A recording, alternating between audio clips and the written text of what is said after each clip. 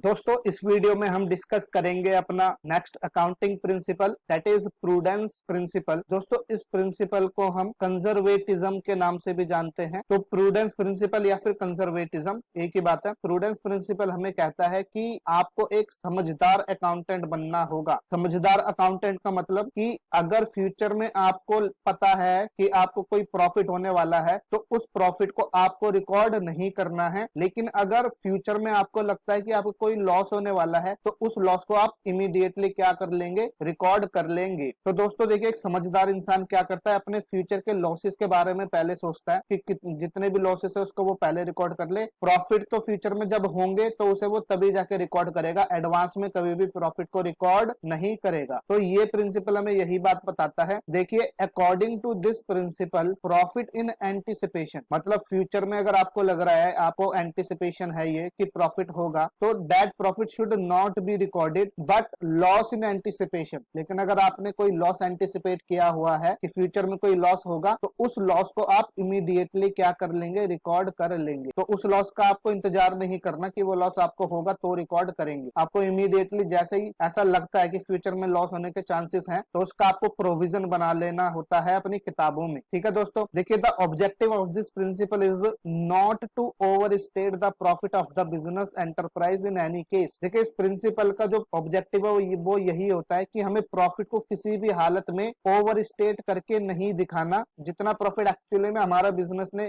कमाया है हमें वो एक्चुअल प्रॉफिट ही दिखाना होता है। कभी भी हमें बढ़ा चढ़ा के प्रॉफिट नहीं दिखाना होता, जो रियल प्रॉफिट है वही हमें दिखाना होता है। अब दोस्तों इस प्रिंसिपल के अकॉर्डिंग देखा जाए तो जो हम स्टॉक की वैल्यूएशन करते हैं वो हम स्टॉक की कॉस्ट प्राइस और उसकी जो नेट रियलाइजेबल वैल्यू होती है, दैट इज जो मार्केट में उसकी वैल्यू होती है, इन दोनों में से हमें क्या लेना होता है, इनका लोअर, उसको हम स्टॉक की वैल्यू मानते हैं। और ऐसा हम क्यों करते हैं? Because of this prudence principle. देखिए एग्जांपल से आप समझेंगे। दो एग्जांपल मैंने आपके सामने रखे हैं। मान लीजिए क्लोजिंग स्टॉक की यूनिट हमारे पास 1000 यूनिट्स स्टॉक है हमारे पास, जो कि इस साल अभी हमारा सेल नहीं हुआ, ये नेक्स्ट ईयर में जाके सेल होगा। और कॉस्ट प्राइस देखा जाए तो एक यूनिट की जो कॉस्ट है वो हमारे पास 10 रुपीज है, और जो नेट रियलाइजेबल वैल्यू है, मतलब मार्केट में जो ये हमारा स्टॉक बिकेगा वो 13 रुपीज पर यूनिट।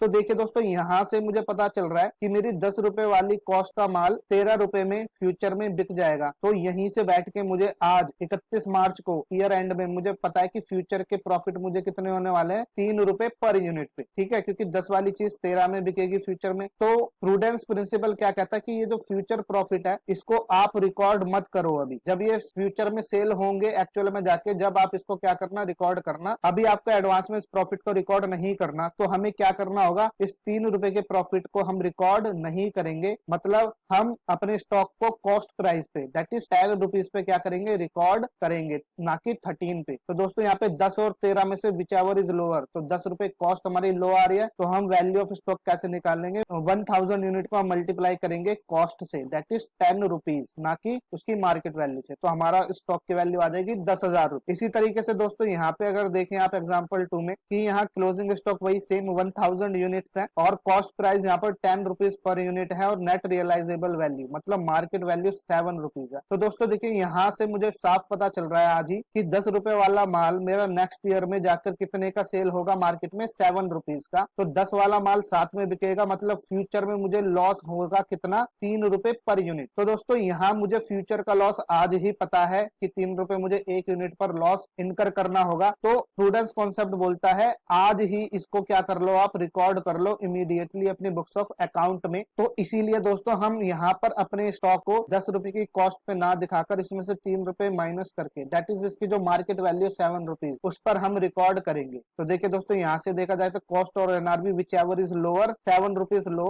आ रहा है। तो यहाँ वैल्यू ऑफ स्टॉक बनेगी आपकी 1000 unit multiply by net realisable value, जो कि हमारी क्या है, 7 रुपीज, जो कि इन दोनों का क्या थी, लोअर थी। तो यहाँ पर स्टॉक की वैल्यू हमें कितनी रिकॉर्ड करनी होगी, 7000 रुपीज। तो इस तरीके से दोस्तों हमें क्या करना होता है, कॉस्ट और नेट रियलाइजेबल वैल्यू में से जो भी लोअर होता है उसको हमें स्टॉक की वैल्यू मानकर स्टॉक की वैल्यू कैलकुलेट करनी होती है। और इससे होता क्या है कि ऐसा करने से फ्यूचर के प्रॉफिट हम रिकॉर्ड नहीं करते, और अगर फ्यूचर के लॉसेस है तो वो इमीडिएटली हमारी बुक्स में रिकॉर्ड हो जाते हैं। इसी तरीके से दोस्तों अगर आपको फ्यूचर में लगता है कि आपके कोई बैड डेब्ट्स होने वाले हैं, फ्यूचर में कोई डेटर्स हैं जो कि आपको पैसा नहीं देगा, तो उसके लिए भी आपको दोस्तों क्या बनाना पड़ता है, प्रोविजन फॉर बैड डेप्ट। तो ये जो आप प्रोविजन बनाते हैं बैड डेप्ट का, ये आपका फ्यूचर में आपको पता होता है कि आपके फ्यूचर में कुछ लॉस होने वाले हैं, तो इसीलिए उन लॉस को आप इमीडिएटली किताबों में रिकॉर्ड कर लेते हैं करंट ईयर में ही प्रोविजन बना के। इसी तरीके से provision for discount on debtors, कि आपको अपने जो डेटर्स हैं उनको अगर आपको डिस्काउंट देना है फ्यूचर में, तो वो डिस्काउंट भी आपके लिए लॉस होता है, तो उसके लिए भी आप प्रोविजन बनाते हैं। तो ये सभी प्रोविजन और ये स्टॉक की जो वैल्यूएशन है, ये करने के पीछे जो रीजन होता है वो होता है प्रूडेंस प्रिंसिपल का, बिकॉज प्रूडेंस प्रिंसिपल हमें ऐसा करने को कहता है। तो आई होप दोस्तों आप सभी को ये प्रूडेंस प्रिंसिपल और कंजर्वेटिज्म प्रिंसिपल समझ आया होगा। तो आप सभी इसको नोट डाउन करें, और अगर आपका कोई डाउट है इस प्रिंसिपल में तो आप उसे कमेंट सेक्शन में जाकर पूछ सकते हैं। एंड दोस्तों अगर आपको वीडियो अच्छी लगी हो तो आप वीडियो को लाइक करें, शेयर करें एंड चैनल को सब्सक्राइब करें, ताकि आगे आने वाली वीडियोस की नोटिफिकेशन आपको रिसीव होती रहे। दोस्तों इस वीडियो में इतना ही, बाकी हम मिलेंगे नेक्स्ट वीडियो में नेक्स्ट प्रिंसिपल के साथ। तब तक आप सभी अपना ध्यान रखें। Bye everyone.